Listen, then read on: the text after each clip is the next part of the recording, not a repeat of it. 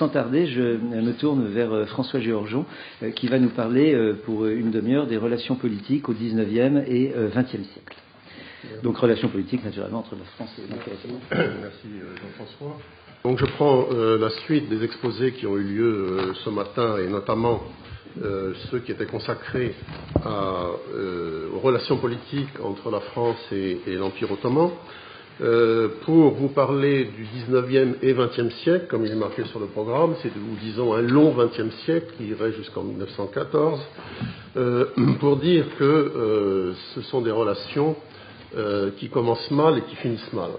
Elle commence par une expédition, donc par ce qu'on a appelé tout à l'heure la première guerre en fait entre la France et l'Empire ottoman, donc l'expédition d'Égypte de Bonaparte, et puis elle se termine mal également par un nouveau conflit entre la France et l'Empire ottoman en 1914 et un autre débarquement, si on peut dire, celui des Dardanelles en 1915. Donc, aux deux termes de cet exposé, vous le voyez, les choses ne sont pas extrêmement roses dans les relations franco-ottomanes, mais entre deux, il y aura de beaux moments, de beaux moments dans ces relations. Cela dit, entre ces deux dates, il y a eu malgré tout un certain nombre de conflits entre la France et l'Empire ottoman, que je rappelle très brièvement pour ne pas y avoir à revenir par la suite. Il y a eu l'engagement des Français aux côtés de la Grèce, des Grecs plutôt, pendant la guerre d'indépendance de la Grèce. Il y a eu la conquête de l'Algérie en 1830. Il y a eu le soutien français à Mehmet Ali en Égypte, qui a débouché sur la crise de 1840-1841. On peut y ajouter l'expédition française au Liban en 1860, et puis le protectorat sur la Tunisie en 1880. Donc vous voyez que ces relations n'ont pas toujours été au beau fixe.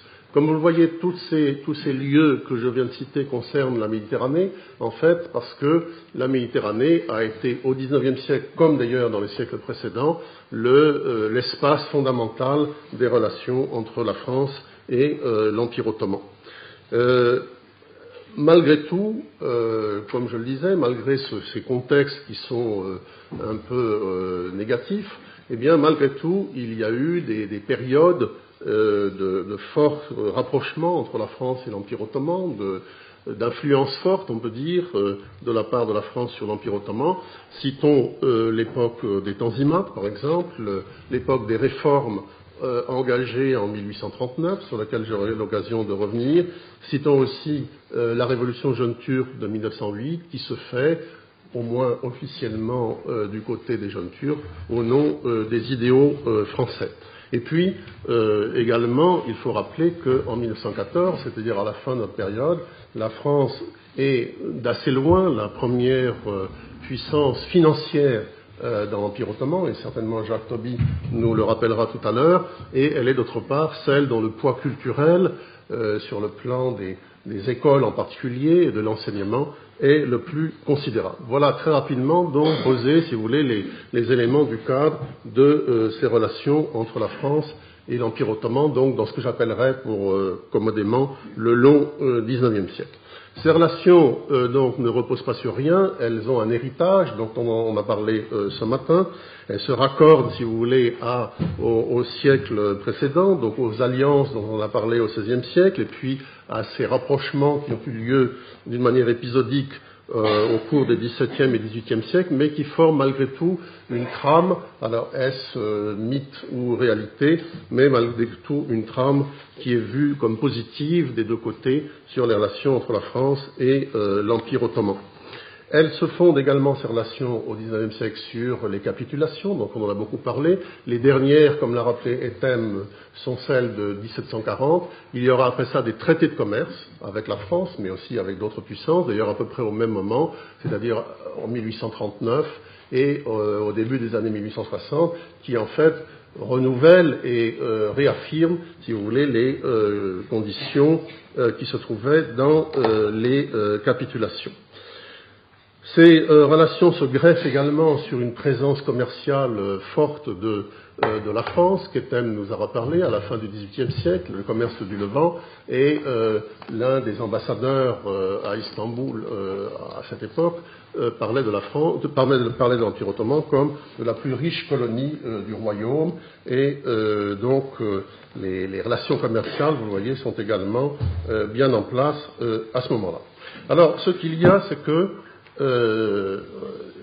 il y a au XIXe siècle un certain nombre de continuités de ces aspects que je viens d'énumérer, et en même temps un certain nombre de changements qui vont se produire dans le cadre de quelque chose qui est malgré tout nouveau et que l'on appelle la question d'Orient, c'est-à-dire quel va être le sort de l'Empire ottoman qui s'est considérablement affaibli au cours du XVIIIe siècle et qui est menacé de l'extérieur par une nouvelle puissance qui est la puissance russe et de l'intérieur par le mouvement des nationalités. Donc évidemment le cadre pour les relations entre la France et l'Empire ottoman sont sensiblement différents.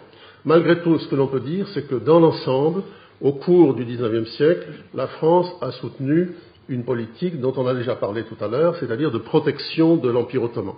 Où on le disait autrement d'ailleurs au cours du XIXe siècle, on parlait de politique d'intégrité de l'Empire ottoman, d'ailleurs d'une manière un petit peu abusive parfois, puisque les puissances qui ont défendu cette intégrité ottomane, c'est-à-dire essentiellement la France et la Grande-Bretagne, n'ont pas manqué de prendre leur part, elles aussi, des territoires ottomans. Mais disons que dans l'ensemble, la France s'est trouvée en tête des nations qui défendaient l'idée qu'il fallait maintenir l'Empire ottoman tel qu'il était territorialement et qu'il fallait le réformer, ça j'en parlerai tout à l'heure. En réalité, les raisons et les motifs stratégiques qui se trouvent sous ce principe de maintien de l'intégrité de l'Empire ottoman, en fait, ont changé au cours du XIXe siècle. Au départ, en réalité, il s'agit de prévenir la désagrégation de l'Empire face à l'Empire russe, face aux Russes. C'est là un changement qui se produit au cours du XVIIIe siècle, on en a parlé tout à l'heure, donc à la politique d'alliance contre les Habsbourg a succédé une politique de défense de l'Empire ottoman face à l'Empire russe. Cette politique, d'ailleurs, ne s'est pas faite d'un coup, elle s'est faite après des hésitations, après des discussions. On a rappelé tout à l'heure que une partie de l'opinion publique au XVIIIe siècle, en fait, était plutôt pro-russe, enfin en tout cas favorable à Catherine II, et que quelqu'un comme Volney était tout à fait partisan, en réalité, de la dissolution de l'Empire ottoman pour laisser la place à une expansion russe ou bien à un royaume grec. Mais finalement, la politique qui a prévalu a été celle de la défense de l'Empire ottoman face à l'expansion russe et également face à la forme qu'avait prise cette expansion russe, c'est-à-dire de défense de l'orthodoxie, d'où ces luttes entre deux pays se prétendant défenseurs et protecteurs des chrétiens, donc la France, protecteur des catholiques, et la Russie, protectrice depuis le traité de Küçük-Kaynarca des orthodoxes dans l'Empire. Et vous savez que cela s'est terminé par la guerre de Crimée en 1854-1856.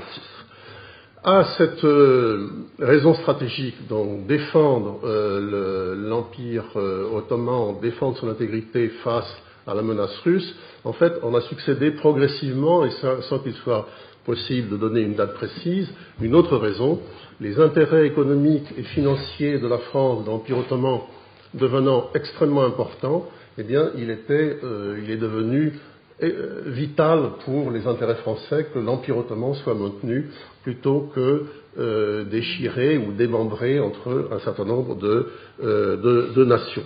Et on voit donc à la fin du XIXe siècle en particulier, c'est très net, la diplomatie française défendre l'intégrité de l'Empire ottoman, l'intégrité territoriale, du fait de ses engagements financiers, économiques et culturels dans l'Empire, que menacerait donc toute tentative règlement territorial de la question d'Orient.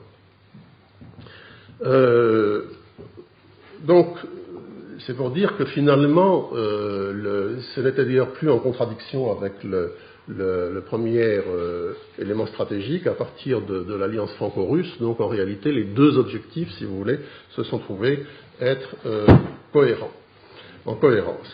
Alors, un autre aspect on retrouve de la période précédente et qui va se maintenir au long du XIXe siècle, c'est ce qu'on a appelé le protectorat catholique, c'est-à-dire la protection des catholiques dont la France se trouve chargée justement par ces dernières capitulations de 1740, et c'est un argument donc qui va être utilisé tout au long du XIXe siècle par la France pour intervenir pour la défense de la catholicité dans l'Empire ottoman, ce qui va l'amener donc à défendre l'Empire au moment de la guerre de Crimée, comme je l'ai dit tout à l'heure, intervenir aussi au Liban pour défendre les chrétiens d'Orient, en fonction d'une sorte de droit d'ingérence.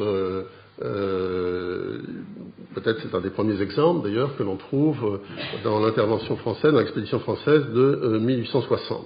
Et en fait, cette défense de la catholicité dans l'Empire ottoman va avoir comme corollaire le développement et le soutien aux écoles catholiques, aux écoles chrétiennes dans l'Empire, les écoles non seulement des missionnaires, les écoles religieuses dans l'Empire ottoman, mais également tout à fait vers la fin de notre période, donc la formation d'enseignement à caractère laïque dans l'Empire ottoman.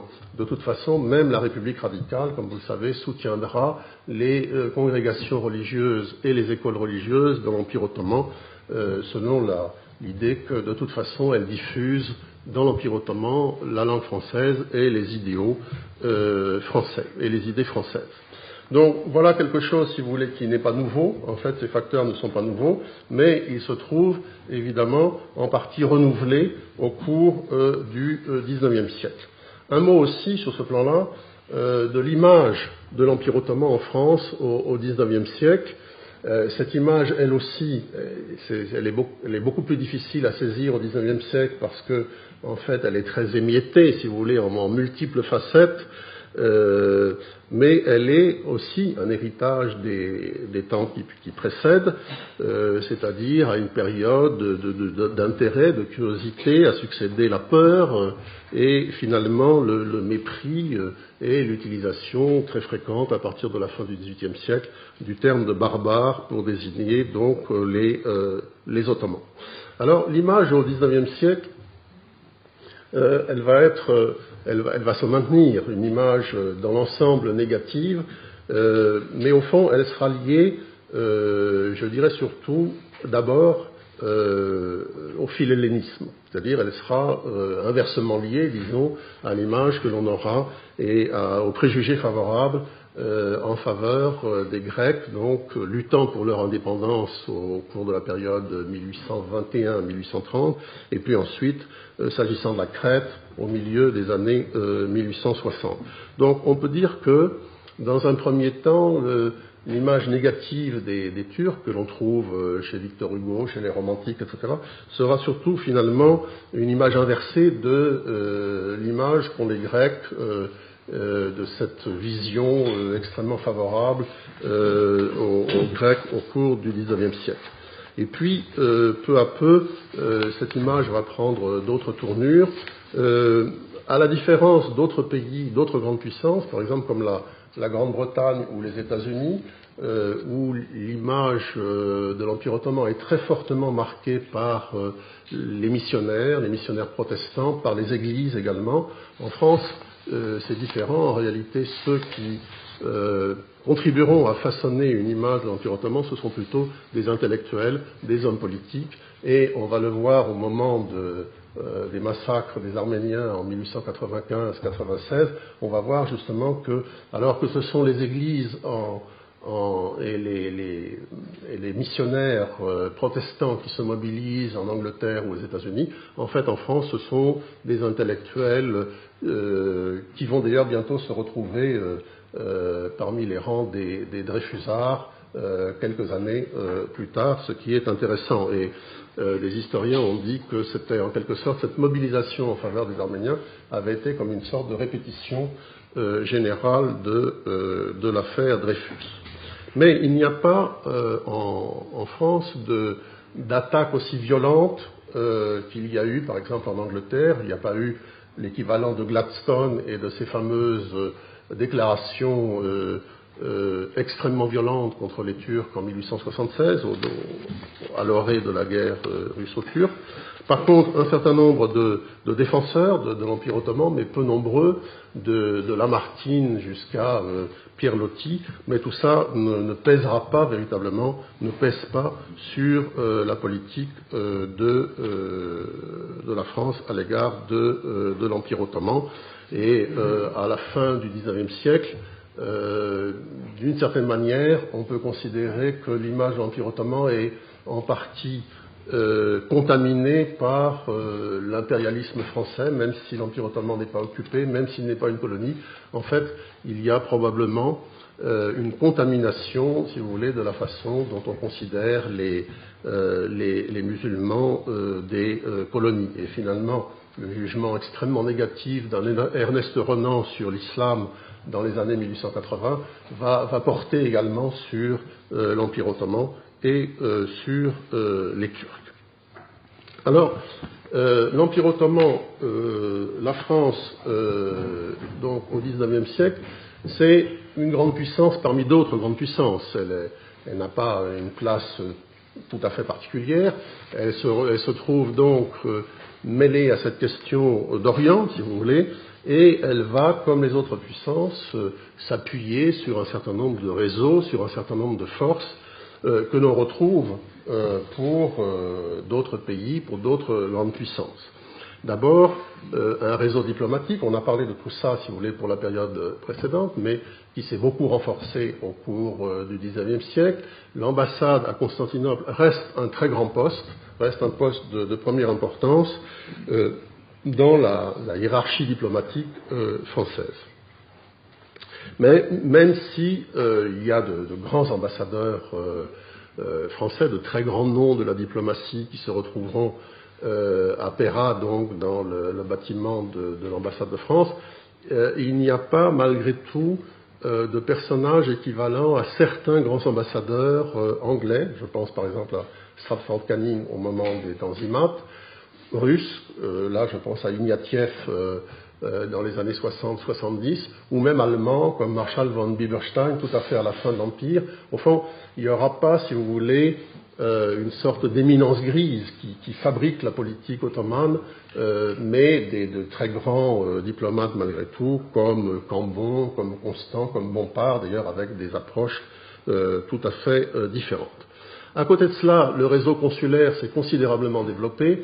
Bon, je n'ai pas de chiffres malheureusement là sous la main. Le réseau consulaire, donc, qui étend sa toile sur tout l'ensemble de l'Empire ottoman, donc consulat général, consulat, agence consulaire. En fait, comme l'a rappelé Jérôme Poumared tout à l'heure, derrière le consulat, c'est tout à fait autre chose que ce qu'on entend par consulat aujourd'hui, c'est-à-dire la protection en particulier et la défense des nationaux. Il y a beaucoup de consulats dans lesquels il n'y a pas de ressortissants français, il n'y a pas d'immatriculés français, mais il peut y avoir des chrétiens, c'est-à-dire des ottomans non musulmans à protéger, il peut y avoir des sources économiques à prospecter, et surtout les consuls font du renseignement. Les consuls sont des agents de renseignement, si vous voulez, dans l'Empire ottoman, et de même que l'interprète, le drogman est quelque chose de beaucoup plus que l'interprète, le consul dans l'Empire ottoman est lui aussi quelqu'un qui est investi d'une dimension beaucoup plus importante et qui est presque partie prenante, peut être partie prenante de l'ordre ottoman. On voit notamment dans les années 1860, l'époque des Tanzimat, 1870, on voit parfois une sorte de couple gouverneur-consul, si vous voulez, qui s'installe pour faire respecter l'ordre dans la circonscription. Et c'est souvent effectivement le consul de France qui a cette responsabilité. Et puis, au niveau également de l'information et du renseignement, les attachés militaires jouent un rôle extrêmement important. Ils sont, comme les consuls d'ailleurs, tenus à faire des tournées, mais des tournées plus générales, si vous voulez, pas seulement dans une circonscription, mais dans tout l'Empire. Et là, ils sont évidemment des sources d'information excessivement importantes pour l'ambassade et pour le Quai d'Orsay. Et puis, au-delà de ces réseaux institutionnels, si vous voulez, vous avez la présence de ressortissants français à l'étranger. Je crois que Jacques Toby en a fait essayer de les dénombrer. Je crois que c'était 7000 que tu as calculé pour la fin de l'Empire ottoman, à Istanbul, je crois. À Istanbul. 7000 Français à Istanbul. En tout cas, ça relativise 6-7 000. Peut-être, on trouve parfois le chiffre de 100 000 étrangers à Istanbul vers 1900, ce qui paraît considérable, mais qui sans doute recouvre des protégés. Enfin, on a parlé beaucoup des protégés, c'est-à-dire des gens qui ont la nationalité française, qui sont immatriculés dans les consulats, mais qui dans la réalité ne sont pas à proprement parler des Français. Alors voilà, la France donc se présente, si vous voulez, comme une puissance, au fond, parmi d'autres dans l'Empire ottoman, avec quelques atouts, avec quelques armes, quelques moyens différents. Et je voudrais rapidement les énumérer ici. D'abord la langue, parce que le français, évidemment, a une place particulière dans l'Empire ottoman, et cette place, elle apparaît en fait au XIXe siècle. Jusqu'à la fin du XVIIIe siècle, comme vous savez, la langue étrangère dans l'Empire, c'est l'italien. Dans la version internationale du traité de Küçük-Kaynarca, elle est en italien. Et les choses changent ensuite, mais il faut peut-être sur ce plan apporter quelques nuances. Alors, il est bien vrai que le français va devenir, dans la première moitié du XIXe siècle, la première langue, si vous voulez, internationale dans l'Empire. Donc en remplacement de l'italien. À ce propos, je voudrais citer ce que dit Bernard Lewis dans son livre The Emergence of Modern Turkey. Il explique que en turc on dit Senato pour le Sénat, d'ailleurs qui vient du Sénat de la République de Venise, de même Parlamento, parce que ces institutions ont été connues des Ottomans à travers la Sérénissime. Et puis on dit sénateur. On dit sénateur parce que en fait, les Turcs ont connu des sénateurs, si vous voulez, probablement à l'époque du Second Empire, et donc ce doublet montre bien, qui n'est pas cohérent sur le plan linguistique, si vous voulez, montre bien donc le passage de l'italien au français.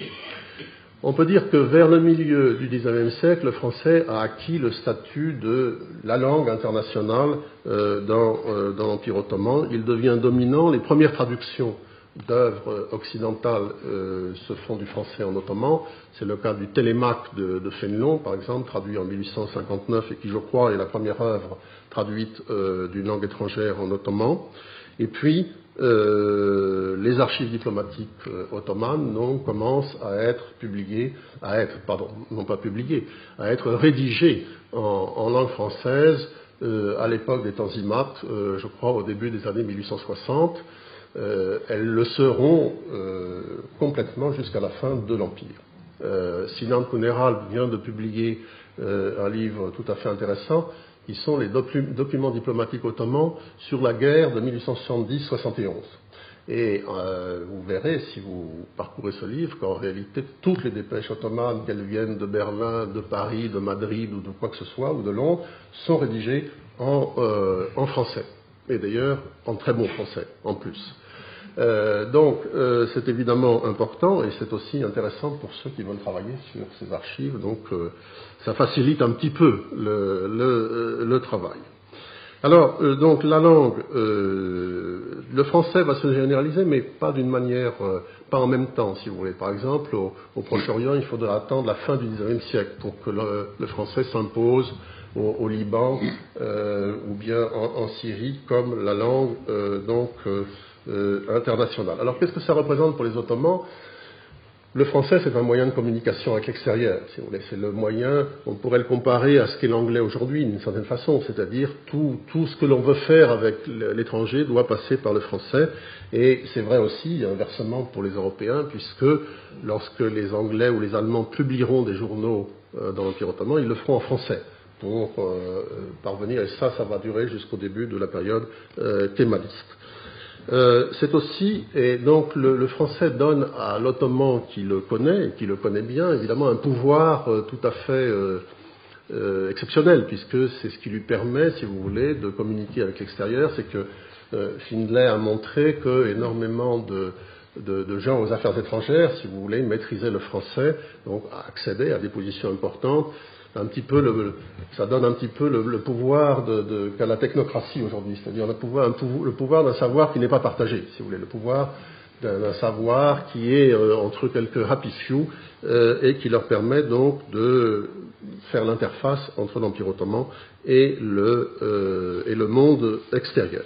Cela dit, la diffusion du français n'est pas aussi importante que souvent les historiens, en particulier français, veulent bien le reconnaître parce que ça flatte le cocorico national.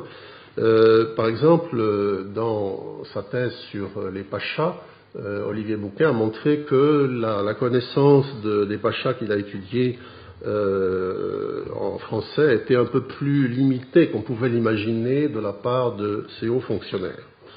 Ils sont en fait 26% de son échantillon, c'est-à-dire un peu moins de 300 de ces pachas, à reconnaître une compétence en français et probablement 1/6 à le parler et à l'écrire. Donc ça réduit un petit peu, si vous voulez, l'image que l'on a d'un français qui serait absolument connu par toutes les élites ottomanes à la fin du XIXe siècle. Mais bien sûr, et puis d'autre part, la francophonie n'est pas équivalente à la francophilie, contrairement à ce que on a souvent envie de croire.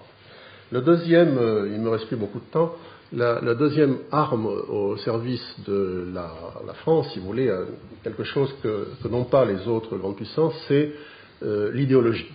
En fait, on voit bien que les idées françaises, ce qu'on appelle les idées françaises, c'est-à-dire ce qui recouvre à la fois les Lumières et la Révolution française, eh bien, ces idées françaises ont alimenté tout au long du XIXe siècle l'action de la France auprès de l'Empire ottoman, surtout, il faut bien le dire, sous la Troisième République, à l'époque de la Deuxième République, bien sûr, mais à l'époque de la Troisième République également. Donc, une sorte de modèle intellectuel français, donc appuyé sur les idées des philosophes et d'autre part sur les principes liberté, égalité, fraternité, donc véhiculés par la Révolution.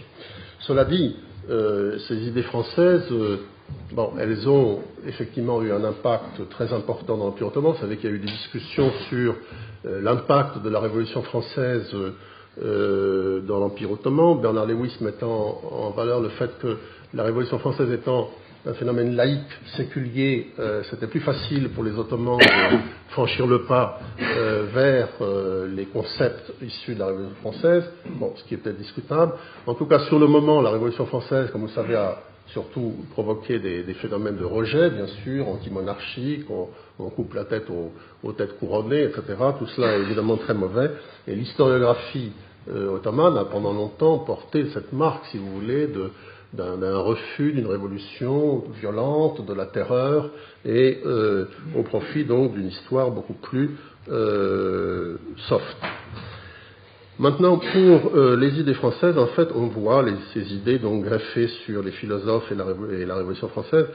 En fait, elles deviennent vraiment importantes, elles ont vraiment un impact dans l'Empire ottoman qu'à la fin du XIXe siècle et surtout au début du XXe siècle avec la révolution jeune turque, puisque les jeunes turcs se présentent comme des continuateurs, en réalité, de la Révolution française et reprennent à leur compte les mots d'ordre, justement, de liberté, d'égalité et de fraternité. Trois termes qui, en réalité, sont tout à fait explosifs pour le système ottoman.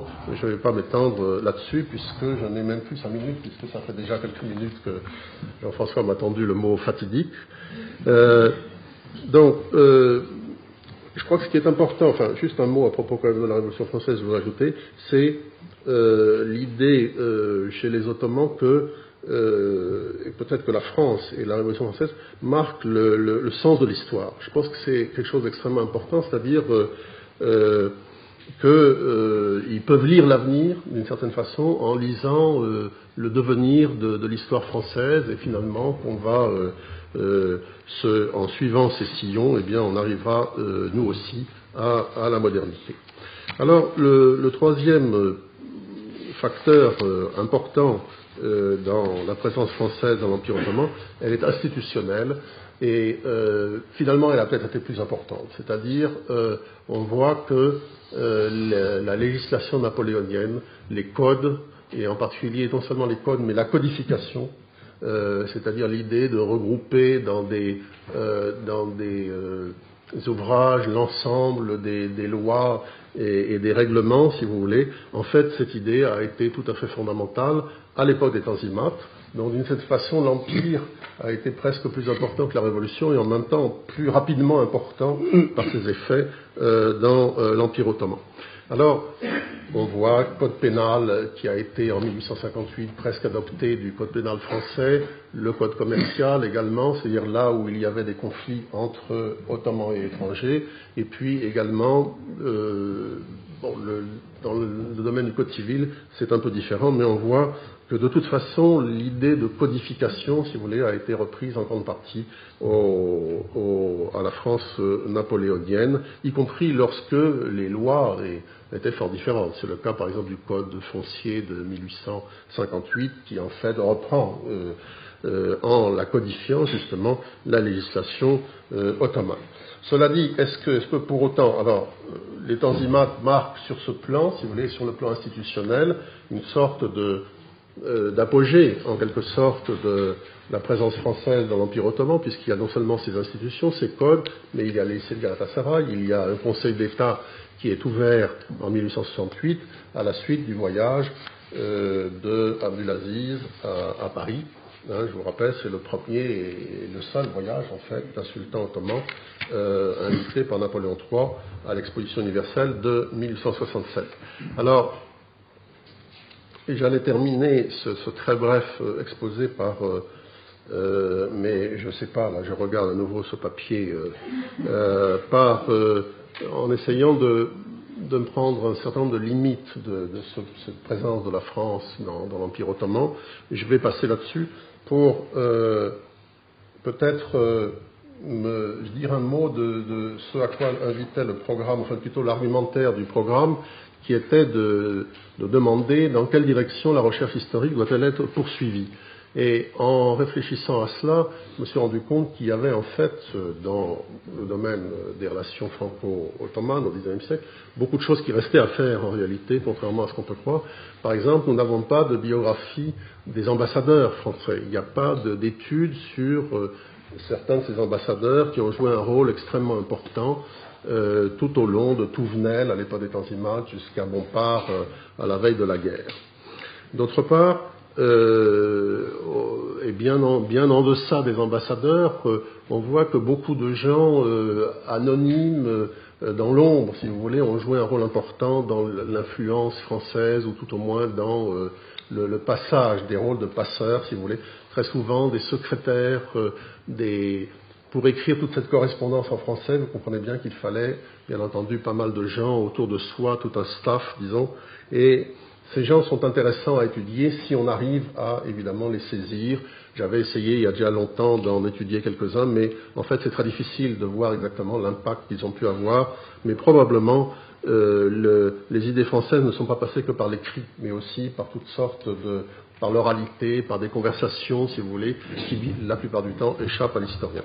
Et enfin, mais je pense que Henri va en parler tout à l'heure, les liens entre l'esprit colonial, l'esprit impérialiste d'une part, et la vision de l'Empire, parce que j'ai vraiment le sentiment qu'il y a eu, vers la fin du XIXe siècle, une sorte de contamination entre les deux visions. Voilà, je vous remercie.